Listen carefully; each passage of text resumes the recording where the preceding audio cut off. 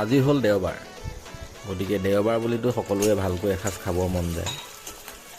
সেইকাৰণে বজাৰৰ পৰা পটককৈ গৈ লৈ আহিলোঁগৈ লোকেল মুৰ্গী মাংস আৰু নিজৰ বাৰীৰ পৰা এটা ছিঙি আনিলোঁ ধুনীয়া অমিতা, আৰু অমিতাৰ লগত বনাম বুলি ভাবিলোঁ লোকেল মুৰ্গী মাংস।